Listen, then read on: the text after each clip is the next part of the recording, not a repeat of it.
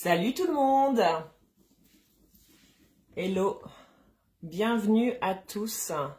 J'espère que vous allez bien en ce mardi matin. Nous sommes le 14 novembre 2023, histoire de dater un peu les choses.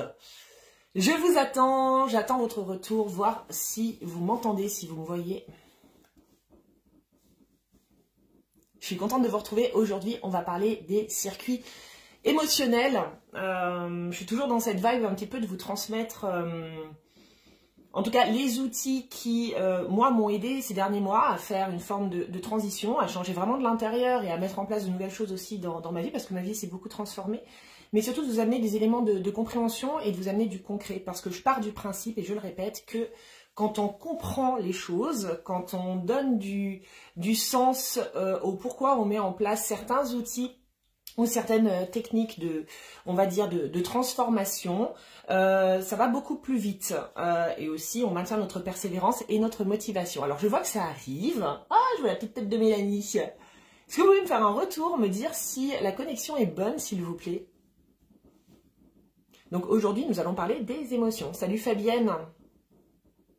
Mettre de la compréhension, de la clarté sur comment ça se passe sur le plan émotionnel.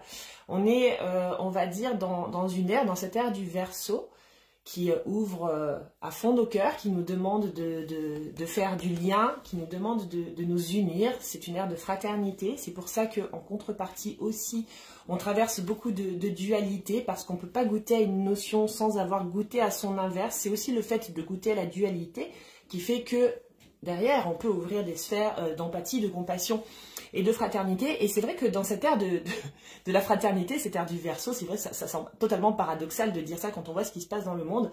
Mais en tout cas, dans cette ère-ci, on se rend compte que notre sensibilité, en tout cas, se peaufine, devient de plus en plus, on va dire, exigeante, de plus en plus présente aussi. On parle beaucoup d'hypersensibilité, on parle beaucoup d'intelligence émotionnelle. Moi, je pense que c'est vraiment des parts de nous, en fait, qui se développent. À la base, on n'utilise que 10% de notre cerveau, tout part du cerveau. C'est notre cerveau qui envoie des informations aussi à notre corps, à notre sensibilité, à notre peau, à nos gènes, à notre biologie.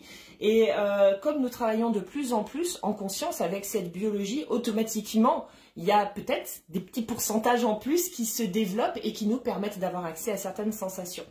Donc, il y a beaucoup de livres qui sont sortis sur l'intelligence émotionnelle. Moi, j'ai pas envie de vous refaire tout le topo sur pourquoi je ressens de la colère ou pourquoi je me sens apeurée ou pourquoi je suis dégoûtée ou comment je peux, on va dire, développer ma joie. J'ai juste envie aujourd'hui qu'on observe ensemble comment ça fonctionne, ces émotions, concrètement, sur un plan vraiment très très cartésien, sans partir dans des sphères spirituelles de ouf, parce que nous l'avons, cette sphère spirituelle, on en parle ensemble, pour la plupart vous me suivez depuis des années, donc faites-vous confiance en fait sur tout ce que vous avez appris au travers de moi, mes vidéos, mes stages, peu importe les livres, puis aussi tout ce que vous avez appris avec d'autres personnes. Gardez ces acquis-là et simplement venez y ajouter peut-être d'autres éléments pour qu'après au quotidien, quand vous êtes face à une émotion, bah, vous ne vous sentiez pas en frustration avec cette émotion. Peut-être que vous ne l'ouvriez pas trop la porte de l'acceptation. On va y revenir parce qu'on parle beaucoup du fait d'accepter, d'accueillir ces émotions. Attention, c'est un concept totalement juste. Pour moi, c'est comme accueillir, accepter un enfant tel qu'il est. Pour autant, ça ne veut pas dire qu'on donne le lead au gamin pour qu'il puisse dicter toute la saveur de la journée. Vous voyez ce que je veux dire? Quand on confond acceptation et le fait de remettre le volant, en tout cas, on va dire, de son humeur intérieure et de ses comportements aux émotions, on a perdu le game. C'est important d'accepter, d'accueillir, d'écouter, mais derrière d'en faire quelque chose, de maintenir ce lead et de co-créer avec les émotions qui nous traversent. Alors, est-ce que... Voilà, ah bah c'est super, je vois que ça arrive. Alors, comment est-ce que vous vous sentez? Hier, c'était la nouvelle lune. Coucou Sandrine, coucou Sandra. Hier, c'était la nouvelle lune. Du coup, moi, j'étais dans une phase un petit peu plus molle. Donc, c'est bien, ça m'a permis de me canaliser, en fait. J'ai travaillé de mon canapé, vous savez, sous un plaid, en mode douceur. Puis je sentais qu'il y avait des émotions un petit peu qui se jouaient. Et c'était totalement parfait parce que comme je comptais vous faire le live d'aujourd'hui sur les émotions, histoire de vous amener un petit peu une structure émotionnelle en tout cas celle que j'ai pu identifier, que j'ai envie de vous transmettre aujourd'hui, ça m'a permis de faire des liens et de mettre de la clarté. Tout est juste toujours. Ah bah je t'écoute sous ma couette. Ouais, je pense qu'on a tous besoin d'un petit peu de douceur, de couette et de chaleur. Alors, pour vous parler des émotions, et en tout cas, parce que moi j'ai toujours été quand même quelqu'un de très émotionnel, de très sensible. Je me souviens du discours de ma maman pour mon anniversaire, mes 18 ou mes 20 ans, je sais plus, je crois que c'était mes 18 ans, qui avait fait un chouette discours et qui disait bah, Marina c'est tout en fait, c'est tout en couleur. Marina c'est gens qui rient, c'est gens qui pleurent, il n'y a pas de demi-mesure, on va toujours on va dire dans le grand tout. Et c'est vrai que jusqu'à il y a peu, pour être très honnête avec vous, je me suis vraiment sentie dans une espèce d'entièreté émotionnelle qui prenait le pas un petit peu sur mes journées. Une entièreté émotionnelle que je ne pouvais pas parfois contrôler, une forme d'hypersensibilité que j'ai appris à connaître, bien évidemment, avec laquelle j'ai appris à co-créer, mais qui, malgré tout, générait une forme d'instabilité à l'intérieur de moi, même si je la connaissais, même si j'ai appris petit à petit à co-créer avec elle, il y avait encore ce truc de « elle prend beaucoup de place quand même », parce que certains matins, je me lève, puis j'ai une patate de folie, et puis là, je peux te retourner le monde et déplacer des montagnes et transmettre des choses absolument formidables. Et les jours où je me sens un petit peu plus dans le down, ou les jours où certaines émotions remontent à la surface, là pareil ça prend quand même de l'ampleur et c'est des jours où je vais manquer de créativité, où je vais pas forcément être capable d'avancer, de communiquer, où je vais me renfermer sur moi. Et même si ça dure pas très longtemps, ça me dérangeait quand même d'avoir cette sensation d'encore subir un petit peu, je vous en parle encore en toute franchise, hein, mes états émotionnels. Puis en même temps, il y a toujours des bénéfices secondaires, hein, quand on laisse certains comportements, même émotionnels, s'installer, c'est que ça nous apporte quelque chose. Et moi, ces extrêmes émotionnels, j'ai grandi comme ça, je fonctionne comme ça, c'est ce qui m'a permis aussi de prendre des décisions, de quitter des relations, de mettre en place certaines choses sur le plan du boulot, d'arrêter certaines choses, de quitter, de rebondir. Ces extrêmes émotionnels, c'est ce qui m'a donné une forme de vie intérieure, cette sensation d'être vivante. Ah, si je ressens pleinement, c'est que je suis en vie. Donc des difficultés d'aller dans la voie du juste milieu parce que peur, quelque part, de rentrer dans une vie fade, tiède et sans saveur dans laquelle j'allais pas pouvoir ressentir la vie circuler pleinement à l'intérieur de moi. Donc voilà, j'ai fonctionné comme ça. Et puis en fonctionnant comme ça, je me suis rendu compte que ça fatiguait un petit peu là quand même. Et ça m'a beaucoup fatiguée aussi lorsque j'étais en Norvège. Je crois que vraiment ce road trip en camping-car dans les pays scandinaves a fait bouger beaucoup de choses chez moi, bien plus que j'aurais pu l'imaginer. Et il y a eu beaucoup d'émotions qui sont remontées un peu dans tous les sens, des difficultés à les analyser. Parce que je pense que quand on parle des émotions, c'est pas juste dire « Ah, nos émotions nous parlent, il faut les écouter parce qu'elles nous transmettent un message ». C'est un peu plus fin, c'est un petit peu plus subtil que ça. Oui, nos émotions sont là pour nous transmettre des messages, mais quand on dit transmettre des messages, ça ne veut pas forcément dire comprendre sur le plan mental le message que l'émotion a à nous transmettre, parce que le message qui est transmis au travers de l'émotion qui nous traverse peut venir de différents plans, et ça peut même venir de certains plans qui nous échappent complètement, parce que ça peut être des émotions, par exemple, qui viennent de vies passées et qui sont réactivées dans cette vie-ci. Ça peut être des émotions liées à un traumatisme vécu dans cette vie-ci qui se répètent et qui remontent tout simplement pour éliminer, on va dire, la fréquence magnétique. Il peut y avoir vraiment plein de raisons qu'on va essayer de trouver sur le plan mental en lien avec une émotion. Et je pense que rentrer dans ce truc de constamment vouloir comprendre l'émotion, pourquoi je ressens ça, pourquoi je ressens ça, pourquoi je ressens ça, ça ne nous aide pas forcément à avancer, c'est se mettre plus de pression qu'autre chose. Donc quand on rentre dans la sphère émotionnelle, on apprend à communiquer avec les émotions de manière différente et parfois il faut lâcher un petit peu le mental. Aujourd'hui, je vais vous parler de la structure des émotions, celle que j'ai identifiée et celle qui m'a aidée. Attendez, je regarde juste un petit peu ça. Oui, c'était mon cadeau pour mes 40 ans. Ouais, cette lune a remué. Ouais, moi aussi, j'ai trouvé que cette lune a remué. J'ai identifié, si vous voulez, sur le plan de l'architecture émotionnelle, 3 types, façon de parler, hein, 3 types d'émotions. Donc là, on n'est pas dans dire c'est de la colère, c'est de la tristesse, pas du tout. En fait, 3 structures qui vont avoir 3 intensités différentes et qui vont quelque part venir nous apporter 3 types d'informations différentes également. Et pour ça, pour vous parler de ces, on va dire, de cette structure et de ces 3 types, je dois vous parler de comment ça se passe dans votre corps, une émotion. Dans votre corps, une émotion, c'est une onde magnétique. Donc, une onde magnétique, c'est de la chimie. Vous savez, c'est comme si on jouait au petit chimiste. On fait des mélanges de pensées. Donc, on imagine qu'on a des produits devant nous. Il y a une fiole. On mélange une pensée avec une autre pensée. Tiens, je remets encore un petit peu de cette pensée. Puis, je vais ajouter une dose de cette pensée-là. Et là, pouf, il y a une réaction chimique qui s'opère. Cette réaction chimique, pouf, ça peut être de la fumée, ça peut être n'importe quoi. Mais en tout cas, on va dire que ça va libérer dans notre corps toute une réaction chimique. Et cette réaction chimique, elle va avoir un impact, une influence, une incidence sur nos gènes. Et nos gènes, eux, vont libérer des petites protéines. Et ces protéines, elles vont avoir pareil, un impact, une influence sur comment notre corps se positionne et dans l'espace. Et en tout cas, qu'est-ce qu'il va dégager. D'accord? Cette fameuse vibration, vous savez, la vibration dont on parle à chaque fois. Donc cette fameuse vibration qui, elle, va avoir un impact sur tout notre environnement. En gros, si vous êtes stressé, donc on met des pensées de stress voilà, dans votre tête, et là d'un coup le cœur se met à accélérer, d'accord? Il y a une chimie, ok, qui commence à, on va dire, se déployer, se diffuser dans votre corps.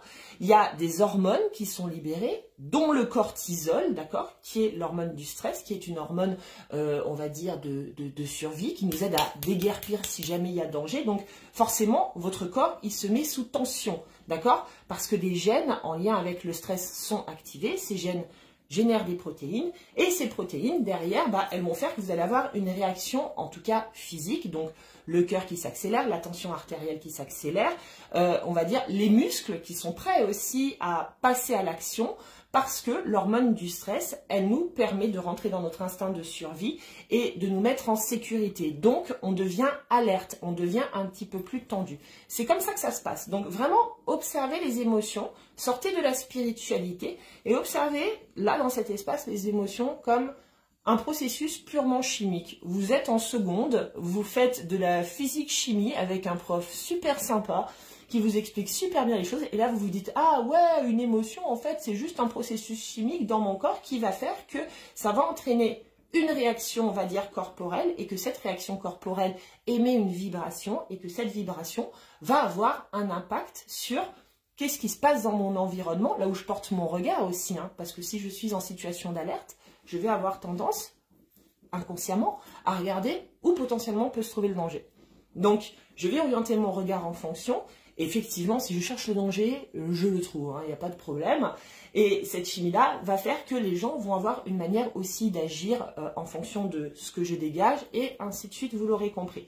Donc, une émotion, ça se passe comme ça. Maintenant, j'en reviens à ma structure, d'accord? Je vous ai dit que pour moi, il y avait 3 types de structures émotionnelles, une fois qu'on a la compréhension de ça. C'est comme une maison, c'est-à-dire qu'il y a un rez-de-chaussée, il y a un premier étage, et il y a la cave. Le rez-de-chaussée, c'est un peu votre humeur constante. Vous savez, comment vous vous levez le matin et comment vous vous sentez. Si vous êtes un petit peu attentif à ça, vous vous rendrez compte que souvent, vous vous réveillez avec la même humeur, avec la même sensation dans votre corps. Donc, quelque part, le matin, quand vous vous réveillez, des pensées s'activent.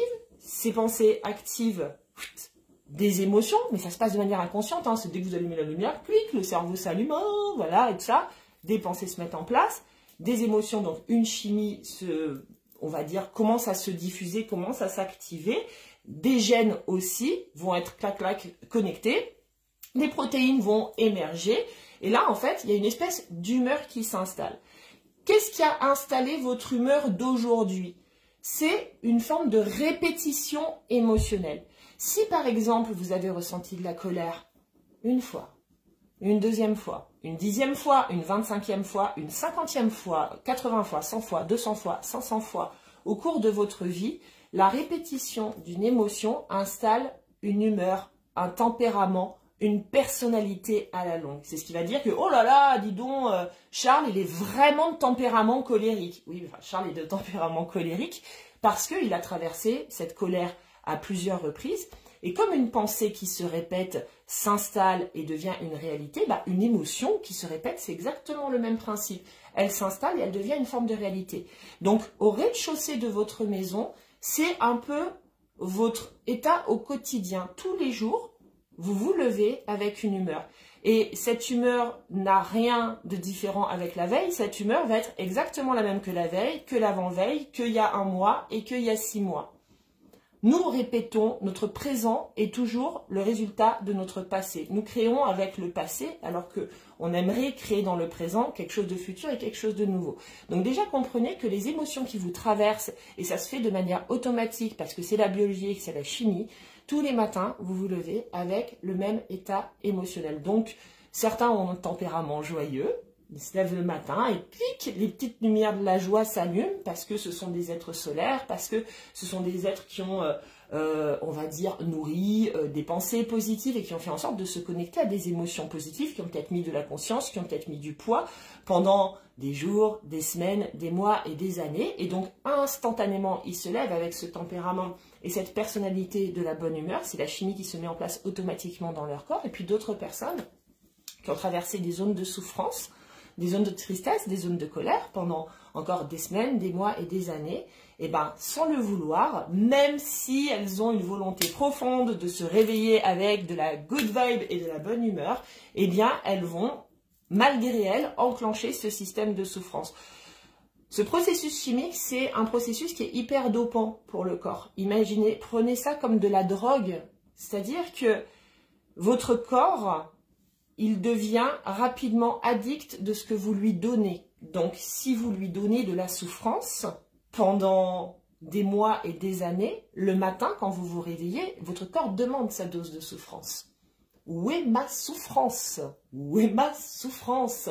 Et là, vous rentrez dans votre processus intérieur, des pensées, des émotions qui vont générer de la souffrance. Votre regard qui se porte sur la souffrance, les événements de la vie qui vont être perçus avec beaucoup de souffrance et peut-être des manques de résilience, tout ça, tout ça. C'est comme ça que ça marche. Donc, vous avez un tempérament de base qui est issu de vos expériences, de ce que vous avez répété et qui s'est installé en termes de personnalité. Et aussi, il y a un peu de génétique, évidemment. Il y a tout ce que vous avez reçu de votre patrimoine génétique, de vos parents, de vos grands-parents, de vos aïeux, tout ça, tout ça. Est-ce que vous comprenez les tâches du rez-de-chaussée de cette répétition? C'est important de le comprendre parce que sur cette architecture qui, pour moi, est en 3 étages, où les 3 étages, bien évidemment, communiquent les uns avec les autres, hein, ils ne sont pas interdépendants. Le premier étage émotionnel communique avec le rez-de-chaussée communique avec la cave, enfin voilà, hein, d'accord, on est d'accord que les 3 étages se nourrissent mutuellement. Mais comprendre, par exemple, l'étage du rez-de-chaussée, ce tempérament que vous avez, va vous permettre de mettre en place un certain type d'outils. Chaque étage a son outil. Et moi, j'aime bien faire les choses comme ça parce que ça m'a vraiment aidé à avancer sur le plan de mes émotions pour ne plus les subir, co-créer avec elles, un petit peu comme, vous savez, des personnes qui sont en face de vous et quand vous les comprenez, vous savez comment vous pouvez communiquer, ce que vous pouvez dire, ce qui est intéressant de dire à ces personnes et ce qui n'est pas forcément nécessaire. C'est pareil avec les émotions et avec ces étages émotionnels. Je vous lis, hein.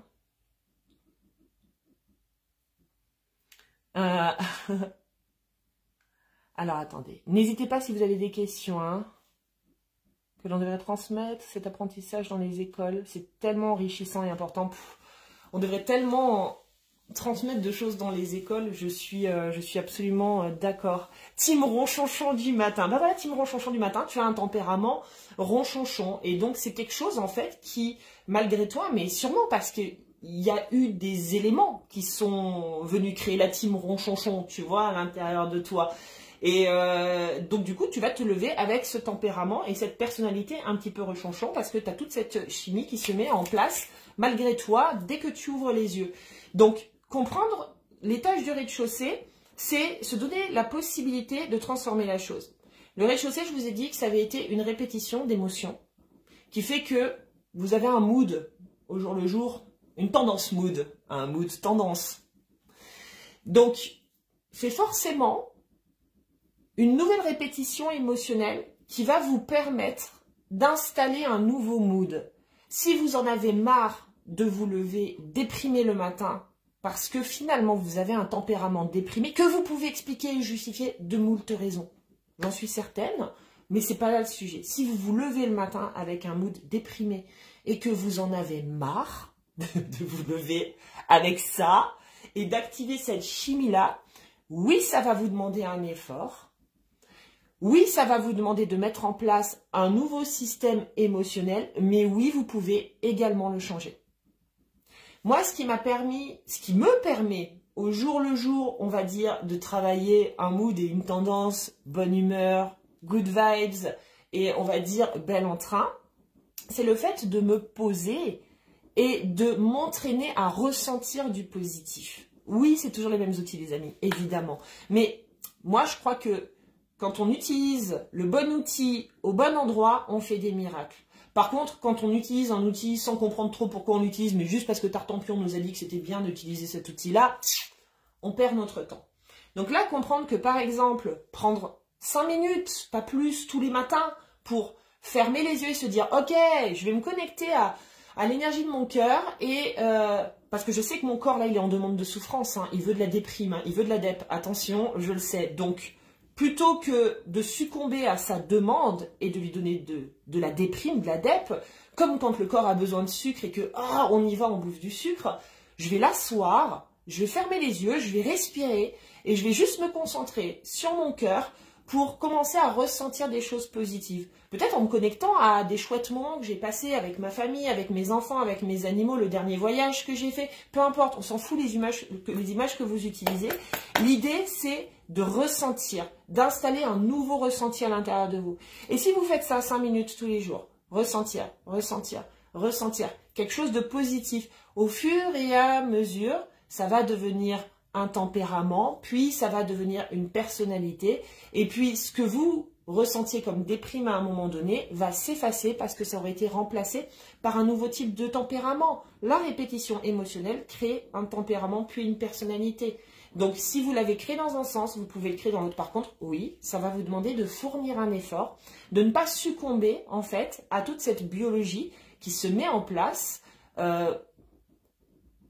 inconsciemment pour venir en installer une nouvelle. Ne pas succomber à votre propre tempérament intérieur s'il ne vous convient pas, mais simplement comprendre que s'il est là, c'est qu'il y a une raison, parce qu'il y a eu de la répétition et que du coup, ça a installé quelque chose à l'intérieur de vous. Et que le fait d'aller créer une nouvelle répétition, ça va pouvoir vous permettre de créer quelque chose de nouveau. Et c'est tout. Et on s'assoit et on fait ça tous les jours. On se teste, on regarde ce que ça transforme. Donc ça, c'est l'étage du tempérament. Est-ce que c'est clair pour tout le monde? Oui, gratitude, donner de l'amour à son cœur.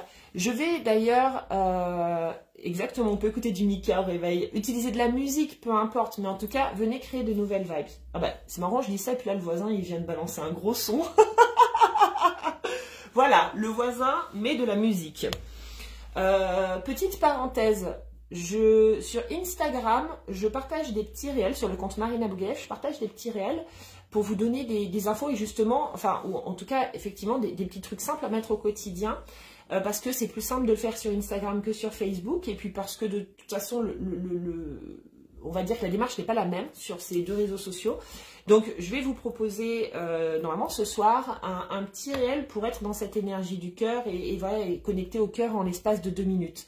Donc, ça peut être intéressant, enfin, en tout cas, si ça vous parle, vous pouvez suivre ça sur mon compte Instagram. Donc ça, c'est l'étage du rez-de-chaussée. Prenons maintenant le premier étage.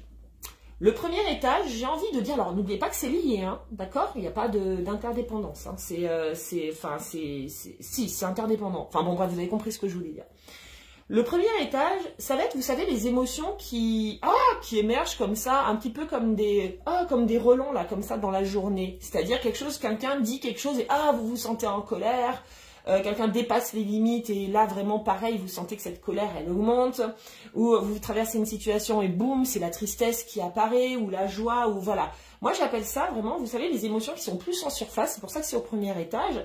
C'est ces trucs qui sont vraiment, alors très significatifs, hein. On sent la variation, c'est genre il se passe un truc, une situation, au travers d'une personne, d'un contexte, whatever, mais en tout cas il se passe quelque chose et là, clic, voilà, ça s'allume.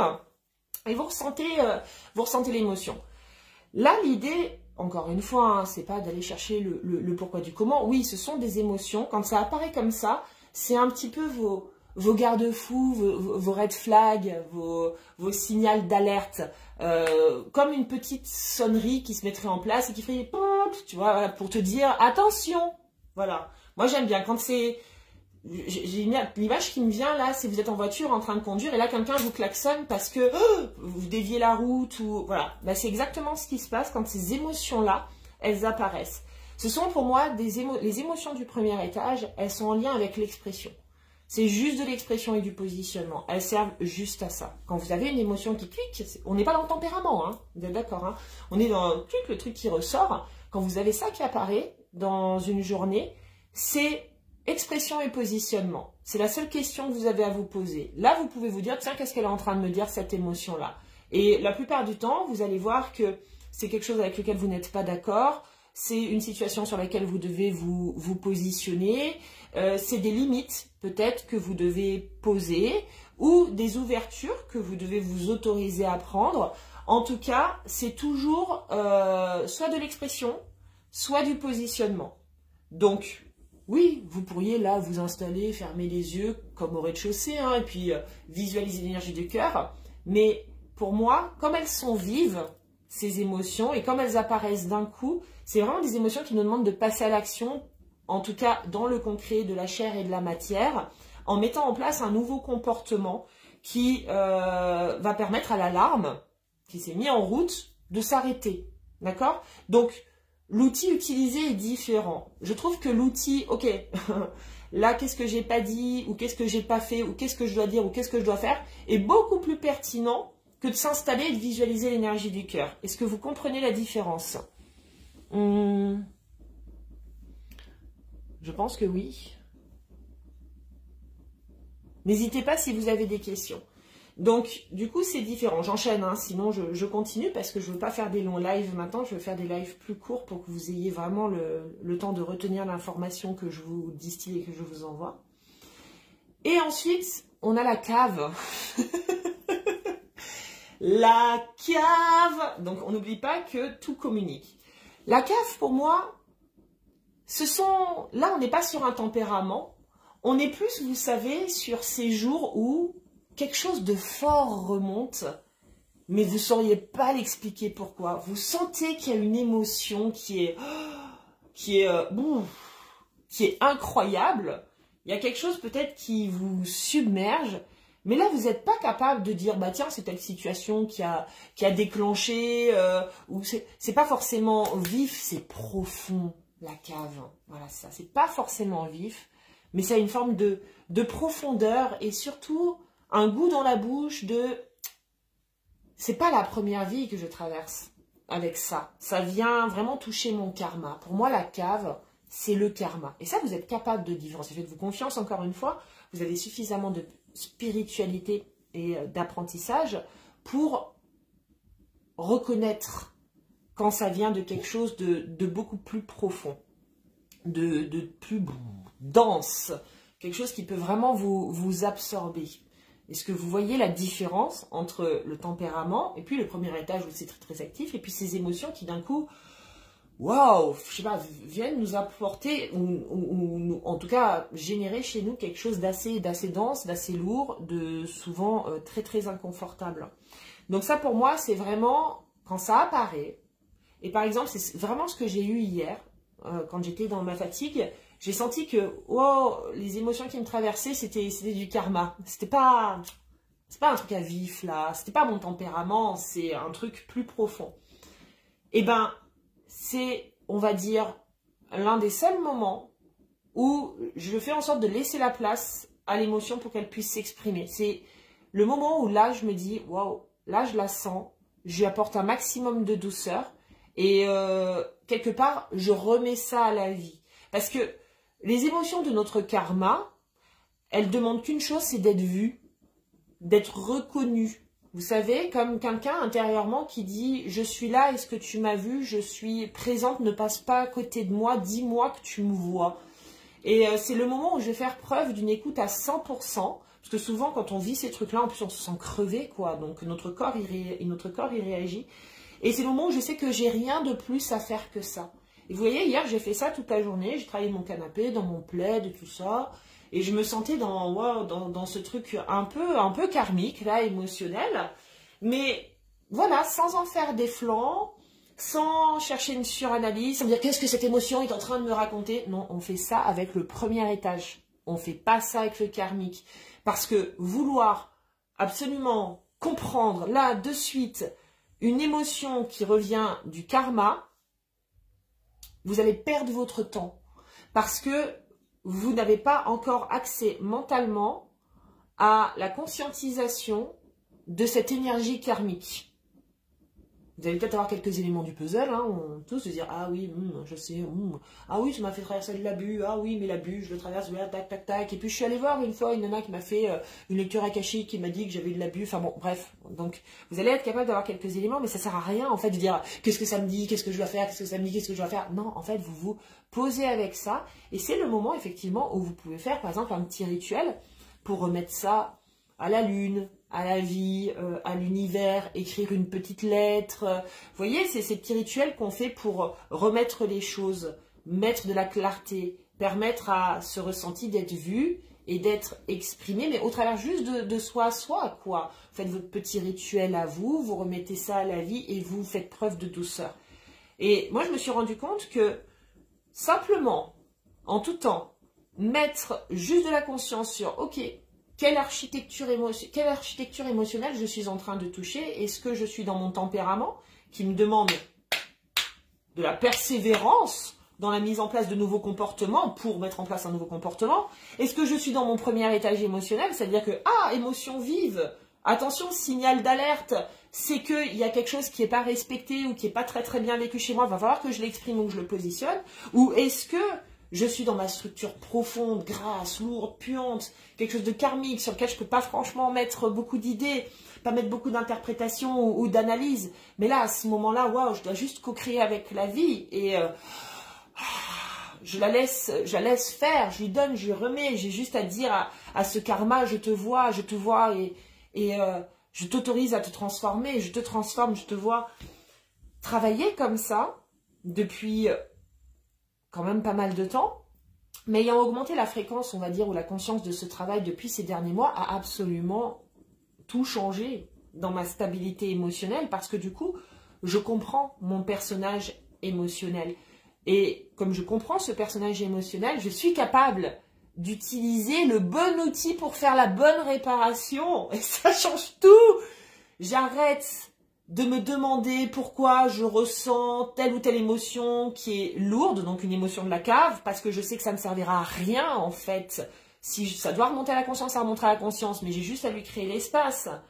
J'arrête de me juger sur mon tempérament parce que j'ai compris comment ça fonctionnait, comment c'était construit, un tempérament émotionnel et toute la chimie qui va avec, et je m'applique simplement à intégrer quotidiennement un nouveau tempérament en me posant et en ressentant, et je ressens la joie une fois, 2 fois, 10 fois, 100 fois, 150 fois, et là ça s'installe dans votre corps et ça change tout en plus à l'extérieur, donc c'est magnifique. Utiliser le bon outil permet de beaucoup mieux appréhender ses émotions, de ne plus se sentir complètement happé, de ne plus traverser les ups et les downs, de plus être en yo-yo, de se sentir dépassé, de se dire « Ah merde, aujourd'hui j'étais dans une journée de down, j'étais vraiment qu'une merde, je me suis créé l'espace, j'ai accueilli, mais là j'accueille tellement, je m'en mets en question. » Enfin, faut pas tout mélanger en fait. Des fois, restons très très simples sur les outils qu'on utilise. Par contre, utilisons le bon outil pour aller dans la bonne architecture. Est-ce que vous avez des questions? Merci. Ah, hier j'étais dans la cave. Ben ouais, voilà, toi aussi t'étais dans la cave hier. Moi aussi hier j'étais dans la cave. Et c'est le moment où tu fais un rituel quand tu es dans la cave, parce que ça te dépasse, parce que tu es dans un espace-temps en fait, que tu vas pas pouvoir toucher avec l'entièreté de ta conscience, ce qui est normal, avec une petite partie, oui, comprendre des trucs, oui, mais pas l'entièreté. Et ça a une raison, si je peux pas toucher l'entièreté. L'idée c'est pas d'aller essayer de défoncer la porte pour comprendre pourquoi. L'idée c'est peut-être à ce moment-là de co-créer avec la vie et justement de laisser l'autre plan faire les choses et de rentrer dans notre aspect plus spirituel et plus ésotérique pour aller toucher la cave. Et sur les 2 autres aspects, on utilise d'autres choses. Parce que bon, faire des rituels faire des rituels quand on devrait simplement mettre un stop à quelqu'un, peut-être qu'on perd un peu son temps, quoi. Oui, c'est dur de mettre des stops aux gens, oui, c'est gênant, toujours gênant. C'est pas la peine, je veux dire, d'aller jouer du tambour pour s'autoriser à dire un non. Enfin, peut-être que je me trompe, peut-être qu'il y a un besoin, mais peut-être parce que ça vient toucher des trucs de la cave aussi. C'est pour ça que tout ça est très personnel, en fait, sur qu'est-ce que vous considérez être dans la cave, qu'est-ce que vous considérez être du tempérament et donc le rez-de-chaussée, et qu'est-ce que vous considérez être au premier étage. Ça, c'est vous, il n'y a que vous qui pouvez savoir où se situe l'émotion dans votre architecture émotionnelle. C'est pas moi qui peux vous le dire. Donc, faites-vous confiance et puis testez simplement les outils. Est-ce que c'est clair pour tout le monde, cette histoire? Parce que moi, cette histoire d'architecture, je l'ai eue ce matin dans ma tête. Vous voyez, je me fais confiance. J'avais envie d'avoir une jolie image et je l'ai eu ce matin, ce truc de vraiment de petit immeuble là, avec les émotions. Ah, merci, je suis contente si ça fait du bien. J'ai l'impression, je vois toujours les mêmes personnes en termes de messages. Donc, si jamais vous me mettez des messages, mais que, genre, je vous réponds pas, vous dites pas, oui, mais elle me snob, elle me zappe, parce que c'est pas du tout ça. Franchement, moi, concrètement, là, je vois Mélanie s'exprimer, donc j'imagine que Mélanie s'exprime beaucoup. Mais je vois pas grand monde, et des fois, je découvre des messages après. Je vous laisse juste quelques secondes. Voilà ce que je voulais vous dire aujourd'hui et je vais m'arrêter là-dessus. Je vais continuer évidemment de vous distiller des informations, des petites choses donc sur Instagram en priorité, sur Facebook aussi, autour des émotions. Peut-être qu'on va partir pour 2 semaines sur les émotions parce qu'il y a quand même beaucoup à en dire et quand on sait à quel point ces émotions et cette chimie émotionnelle a un impact dans la création de notre réalité, a un impact aussi sur tout en fait, même sur les transitions, surtout si vous êtes en transition, surtout si vous êtes en transition en ce moment. La transition, c'est un sujet qui me parle particulièrement. Les phases de transition sont des phases où justement les émotions, ça remonte dans tous les sens. Donc déjà faire un peu de ménage structuré, commencer à prioriser les émotions, peut-être commencer par le tempérament, se dire attends, je vais pas me laisser rattraper par mon tempérament émotionnel, mais je vais vraiment créer un nouveau, parce que c'est une transition et que quand tout flanche et tout bouge, bah, c'est aussi l'opportunité de mettre en place de nouvelles choses. Enfin, les phases de transition sont des phases qui sont absolument extraordinaires pour ça, donc ça change tout quand on y met de la conscience et que plutôt que de se laisser happer ou plutôt que de vouloir contrôler, maîtriser, supprimer ou toujours conscientiser, juste voilà, faire avec et avancer toujours en bon outil. Bon là je vais commencer à me répéter et puis pas à dire n'importe quoi, mais à m'étaler. Je pense que c'est pas nécessaire.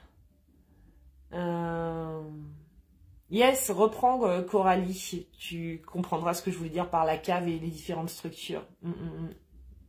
Oui.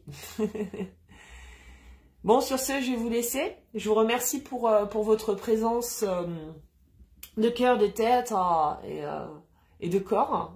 Et bah, écoutez, je vous dis à tout vite. En tout cas, moi, hier, j'étais dans la cave. Et donc, du coup, j'ai accueilli mon truc. Alors, ce matin, je pète le feu. C'est bon. Je suis de nouveau dans ma zone de tempérament rez-de-chaussée, plein gaz. D'ailleurs, j'ai fait une petite méditation de cœur. Et ça m'a fait le plus grand bien. La cave, on n'y reste pas longtemps quand on utilise, on va dire, la bonne lumière pour pouvoir éclairer ce qu'il y a dedans et en sortir. Je vous embrasse. Je vous dis à tout vite et je vous souhaite une excellente journée. Bye bye!